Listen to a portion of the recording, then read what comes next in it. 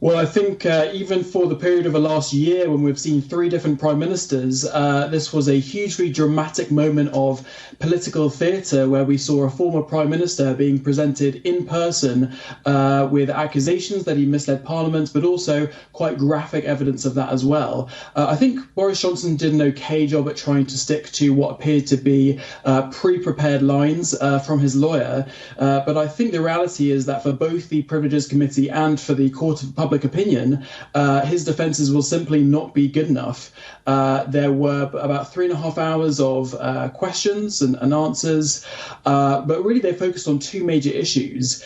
Firstly, they focused on whether Boris Johnson genuinely thought that the events that he himself attended that were in question were keeping within the rules and the guidance. And I think that it's very hard for Boris Johnson to argue this particular issue because the photographs that we saw of boozy drinks parties with no social distancing whatsoever contrasted so much with what both Boris Johnson was saying to the public on a daily basis, but also the lived experiences of sort of millions of people around the country. But Johnson argued essentially that these were, quote, essential work meetings. Now, I think for most people, they would consider essential work meetings to be work of which an organisation could not continue to run without it being conducted. But clearly from these photographs, there was none of this kind of behaviour being conducted. But I think that the second issue that they really focused on was whether, Johnson diligently enough checked with people who were involved in some of these gatherings about whether the rules and the guidance were followed, the gatherings of which he didn't attend himself. Now, the committee really importantly found out there were in fact only two people that actually expressly told him that they were keeping within the guidance, and both of them were paid political party appointees from Johnson who were specifically in roles designed to support his sort of media and communications appearances. So clearly they were people who are not authorities on these kinds of issues, on this topic of law.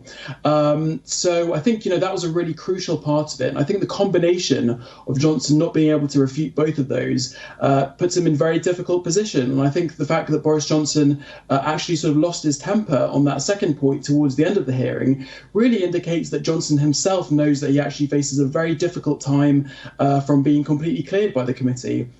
And I think overall, what Johnson is trying to do is try to sort of create a narrative of himself being unfairly removed by the system, trying to sort of cultivate this idea of the cult of Boris Johnson to try to improve his prospects of his stature for sort of his post-premiership life. But ultimately, I think it's most likely that the committee will find him, guilty of some kind of deliberately or recklessly misleading the House of Parliament. And of course, whatever sanction they suggest will go on to the wider House of Commons to vote on that sanction. So regardless of which way this goes, Adam, do you assess that this is really the end of Boris Johnson's career, certainly as a frontline politician?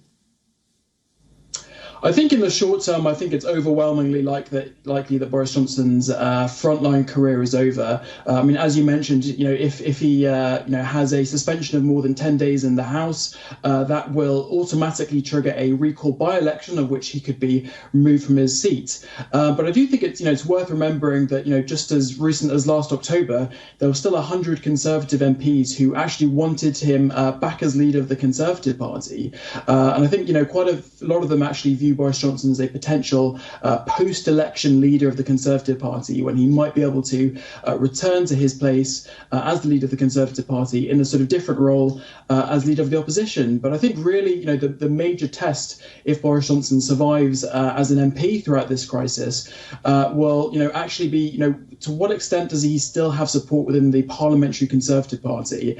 And we'll get quite a good indication from that when we actually have the vote by, Parliament themselves after the committee, or if the committee refers Boris Johnson to face some kind of sanction from the committee. So I think that'll be quite revealing. But I do think there's also another aspect in mind, and that is Boris Johnson yesterday was leading a rebellion on the so-called Windsor Framework, which is the latest edition of the Northern Ireland deal with the EU.